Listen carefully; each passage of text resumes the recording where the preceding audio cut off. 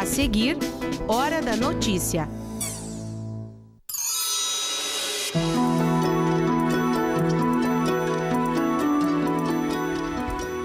Rio Grande do Sul em alerta por causa das fortes chuvas e temporal.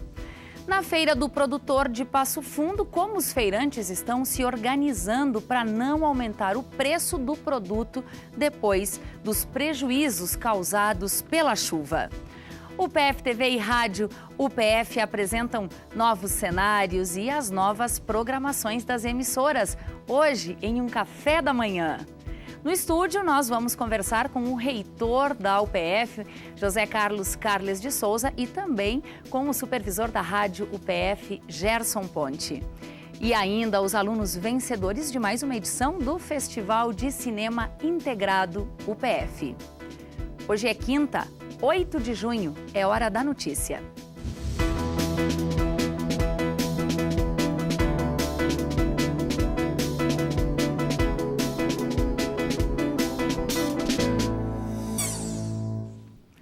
O Rio Grande do Sul está em estado de alerta.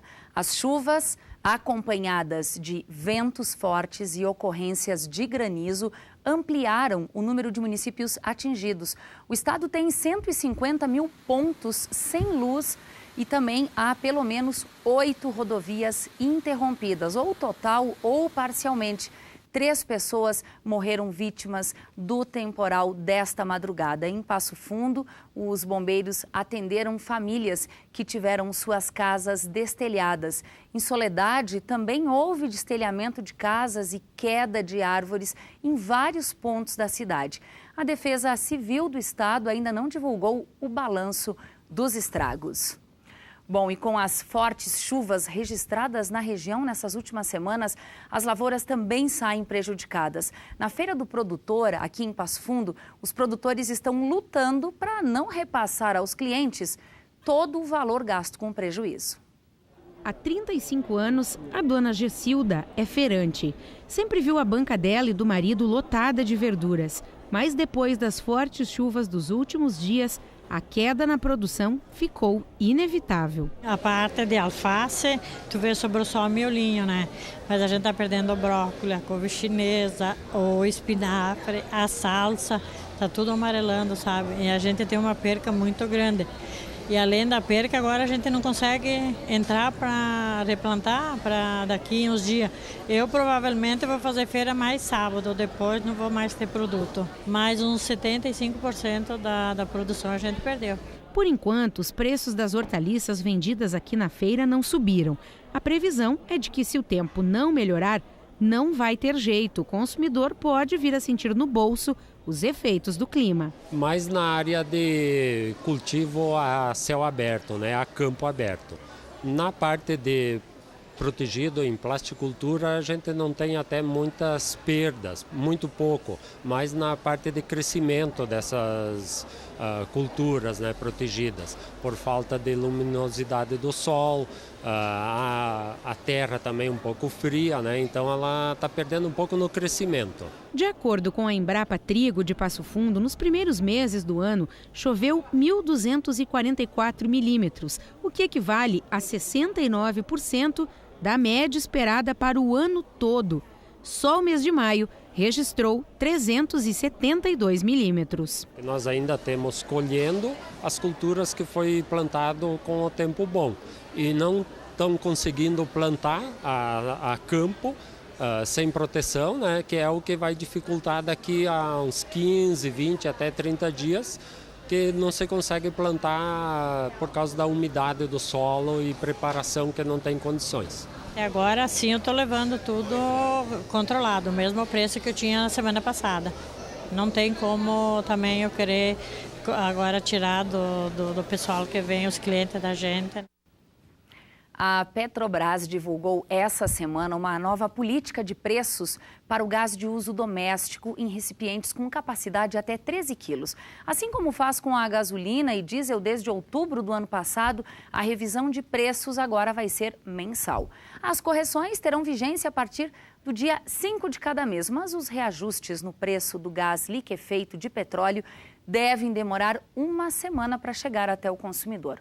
O aumento de 6,7% anunciado pela Petrobras é apenas para as refinarias.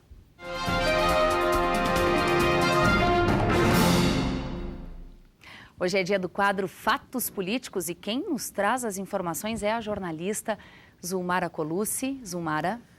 Thaís, o Tribunal Superior Eleitoral retomou na manhã desta quinta-feira o terceiro dia de julgamento da ação da chapa Dilma Temer.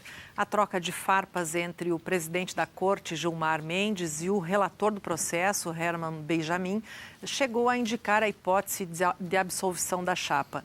No entanto, posições chamando a atenção para a responsabilidade que o TSE, neste caso, tem, ele é emblemático e só faz aumentar o suspense aí em relação à decisão que deve ser tomada. Ou será eminentemente técnica, com base nas denúncias e provas do processo, ou política, com o argumento de que a estabilidade é o melhor para o Brasil nesse momento. É bom deixar claro que o resultado final vai pautar o processo eleitoral seguinte. No Rio Grande do Sul, o governador José Ivo Sartori perdeu mais uma na Assembleia Legislativa.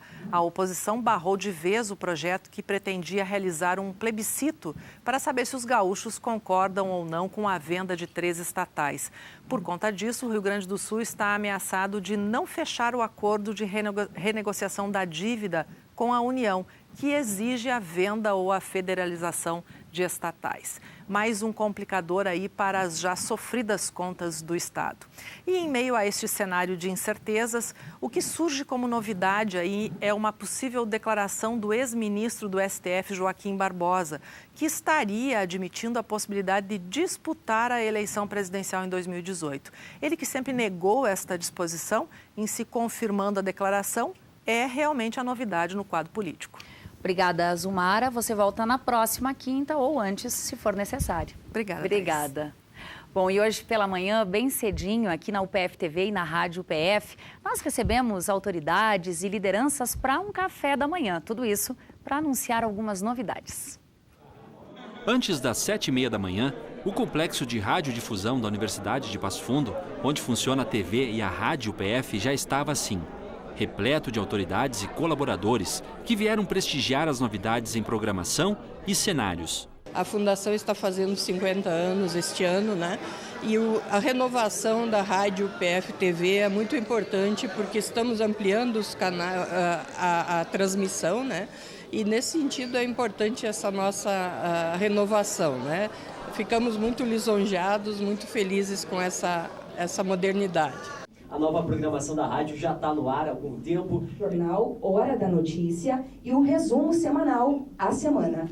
A cerimônia contou com os pronunciamentos das autoridades, dos supervisores das rádios e TV e também foi apresentado um vídeo sobre o trabalho dos veículos de comunicação de radiodifusão da UPF.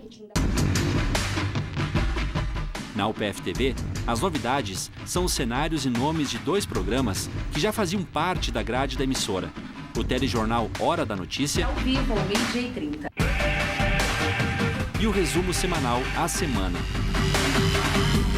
Luiz Hoffmann foi o responsável pelo projeto e execução do material visual dos cenários. Aí foi desenvolvido esse logotipo Hora da Notícia, a ver com a letra O formando um relógio, né?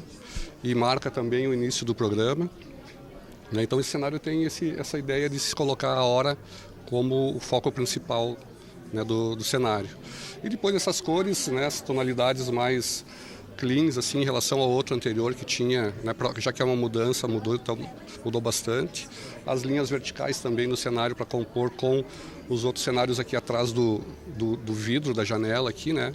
E também compor com esses tons de verde e o céu azul que também pega aqui atrás, o verde da vegetação e um pouco do céu que está atrás dessa vegetação. Com o maior tempo de programação local em televisão e também com uma rádio diferenciada, sendo a maior rede de rádio do sul do país, hoje é um dia especial aqui na emissora. Além dos novos cenários, a nova programação da rádio foi lançada, porque aqui a inteligência se diverte. O slogan da campanha de comunicação dos veículos da UPF foi criado pela agência Galo de Passo Fundo. Às vésperas de completar 10 anos, a rádio já opera em seu novo estúdio, mais moderno, aconchegante e que passa a contar com uma nova programação. Destaque para o tempo ampliado do programa Café Expresso, agora em 3 edições diárias. E isso é o início, talvez, do que a gente possa um dia ter um dia inteiro assim, desse tipo de programação, que eu aposto muito, que é informar, mas tocando música, contando história, que eu acho que é bem mais leve. Mas não aquele leve inconsequente, é um leve porque as pessoas têm que também, né? Ter uma vida um pouquinho mais tranquila, né?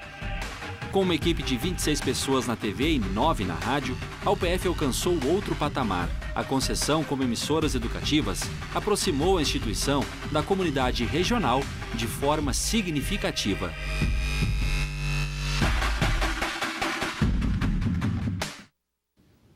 Bom, o dia de hoje está sendo para a gente celebrar as novidades, não só da UPF TV, mas também da Rádio UPF. Quem está com a gente agora aqui no estúdio é o responsável por essas mudanças na Rádio UPF, o supervisor da rádio, Gerson Ponte. Seja bem-vindo aqui no nosso novo cenário. Tu estreia aqui com a gente. Seja bem-vindo. Que rádio é essa que vocês estão fazendo aqui dentro da universidade, que é diferente de tudo que Passo Fundo já viu e que Passo Fundo não tinha também?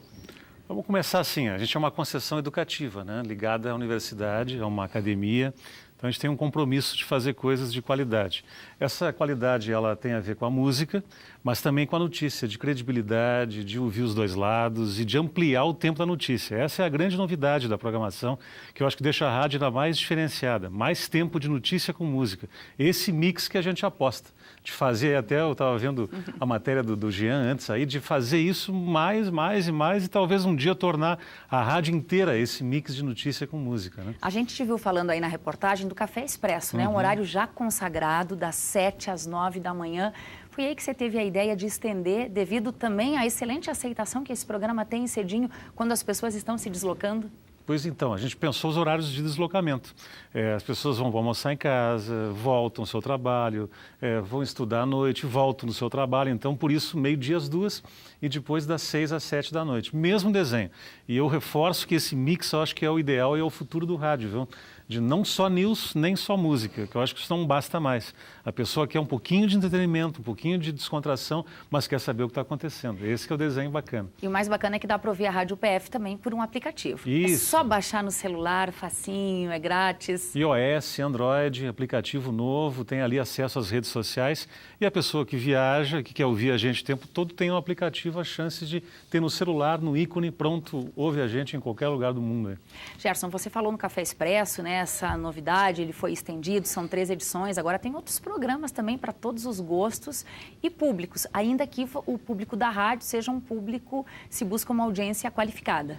Qualificada, mas que ela está em todas as idades, né? Olha só, que coisa interessante. Um cara que hoje tem 70 anos é um cara que viveu na adolescência os Beatles, que a gente toca. Então, quando tu busca a qualidade musical, ela é atemporal. Esse cara de 70 anos ouviu Stones, ouviu, como eu disse, Beatles, é um cara do rock, e é um cara com 70 anos, mas o que é 70 anos hoje? Então, o cara que é crítico, formador de opinião, gosta de música boa, notícia, pode ouvir a gente. Então, não tem a idade menor ou a maior, tem o cara que é inquieto, o cara que gosta de coisas legais, pode ouvir a gente. Bom, e aí essa frase, aqui a inteligência se diverte, resume de uma maneira muito feliz o dia a dia da rádio. Que é esse mix que eu te falo, assim, a notícia, seriedade, informações, mas a música junto, então a inteligência se diverte. Frequências, para quem ainda não acompanhou a Rádio UPF, seja em Passo Fundo, na região, acho que vale a pena dar o serviço também, né? São as 4 rádios, né? Na região toda, quase 800 mil pessoas atingidas. Carazinho, Palmeira das Missões, que engloba Sarandi e Soledade. Então, formam a maior rede de rádios universitárias do sul do Brasil. Tá certo. Gerson, obrigada pelas informações. Eu vou seguir falando agora sobre a cobertura que a TV e a rádio vai fazer neste sábado de vestibular e de muito trabalho para vocês, né? Obrigada, parabéns para vocês também, viu? Obrigada. Bom, o próximo sábado, 10 de junho, tem cobertura especial do vestibular de inverno aqui da UPF. A partir do 12h30, nós da UPF TV vamos mostrar a movimentação de vestibulandos, de pais, um conteúdo diferenciado, contando um pouco algumas histórias de alguns cursos e serviços que a universidade oferece. Tudo na companhia da banda Houdini e os Impostores. Bom, e para quem não conseguir acompanhar o programa ao vivo, a gente tem reprises no sábado às 8h30 da noite e no domingo às 6 da tarde. A Rádio UPF, bom, aí vai ficar 12 horas no ar atualizando e informando, né, sobre o dia de provas, os serviços também de acesso ao campus, listão do vestibular, matrículas, cursos e ainda, claro, o tema da redação. Depois do intervalo, os estudantes vencedores do Festival de Cinema Integrado PF. Nós já voltamos.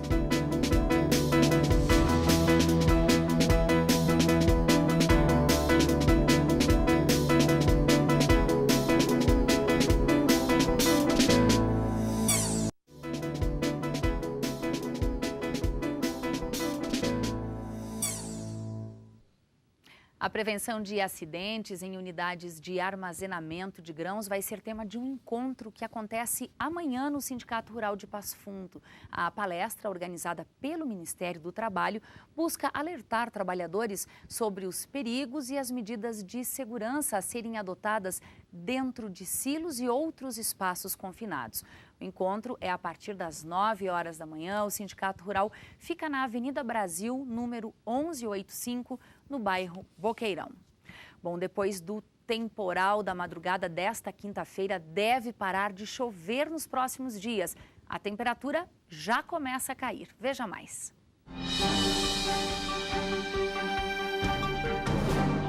Previsão de uma sexta-feira com muitas nuvens e céu encoberto em Passo Fundo. Não há previsão de chuva. Temperatura mínima de 7 e máxima de 12 graus. O sábado de vestibular aqui na UPF será de sol, com entre nuvens, não tem possibilidade de chuva e a questão é que o tempo fica um pouco mais frio. Mínima de 5 graus e a máxima que não passa de 12. A UPF, maior instituição de ensino do norte do Rio Grande do Sul, acaba de completar 49 anos. Quase meio século de trabalho no ensino, na pesquisa, na extensão e também na inovação tecnológica. A gente recebe agora aqui no estúdio o reitor da UPF, professor José Carlos de Souza. Seja muito bem-vindo, professor, mais uma vez à UPF TV, em uma semana que a instituição completou mais um ano de trabalho. Muito obrigado, Thaís. É sempre uma alegria muito grande poder estar aqui na UPF TV. E na semana em que a universidade completa 49 anos de história, 49 anos auxiliando na formação de profissionais, contribuindo para o desenvolvimento de Passo Fundo e de toda a região, é um motivo de orgulho para todos nós podermos estar aqui divulgando isso para a comunidade. A instituição já começa a se preparar, já prepara os seus 50 anos no ano que vem. Já existe um grupo preocupado com isso, debruçado sobre a programação, e em breve será indicada a comissão dos 50 anos e que vão definir quais serão as atividades, os eventos que nós vamos realizar para comemorarmos dignamente os 50 anos de história da nossa universidade. Professor, o senhor tem um cargo estadual, o senhor é o presidente do Comung, né? É um consórcio das instituições comunitárias aqui no Rio Grande do Sul. E a partir do conhecimento que o senhor tem das outras instituições, a pergunta que a gente tem é a seguinte: apesar da dificuldade econômica e da crise que todo o país atravessa, em que situação de fato está a Universidade de Passo Fundo? Eu diria que nesse cenário ela está muito bem, porque a universidade se estruturou para isso. Não fosse o revés em 2015, que houve uma redução muito grande no número de alunos, nós estaríamos hoje num cenário excepcional, de franco crescimento. Nós continuamos celebrando números da instituição, mas é bem verdade que, em razão da crise econômica que abateu em todo o país e que tem reflexos aqui na nossa região, embora o agronegócio nos dê resultados positivos, mas tem reflexos na instituição e houve uma redução no número de alunos.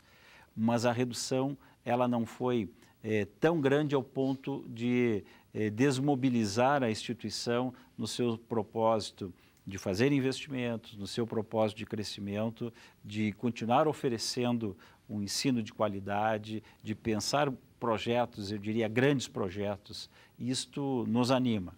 Nós continuamos muito otimistas com relação à situação da Universidade de Passo Fundo.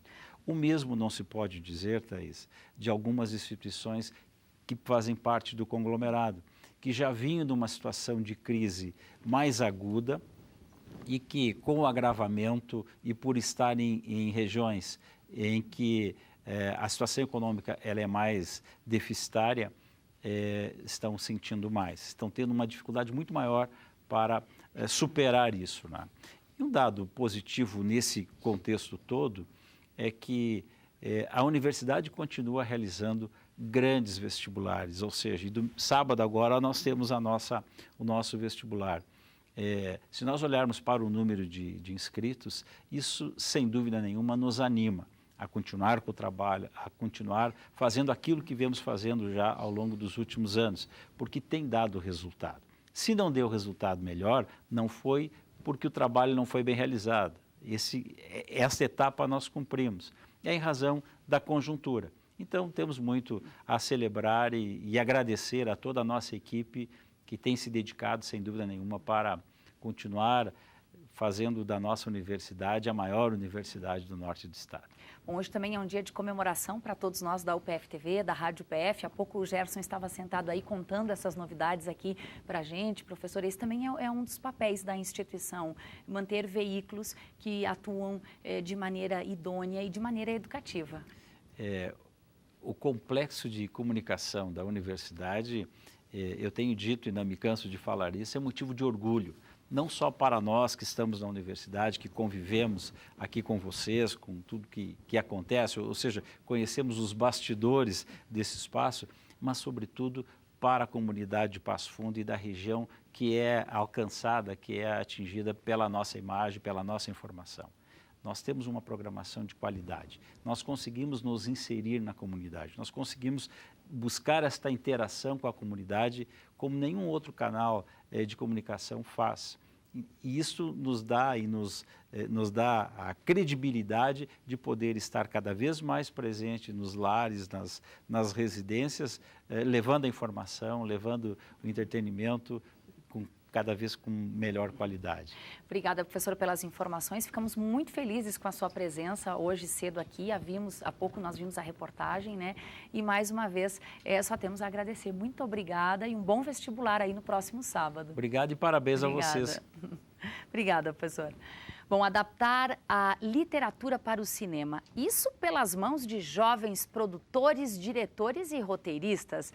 Bom, ontem teve aí a final do Festival de Cinema aqui da UPF. É que os alunos do integrado passaram o semestre inteiro se dedicando à produção de 9 curtas. O resultado e os vencedores você confere agora. Mas o grande vencedor da noite foi...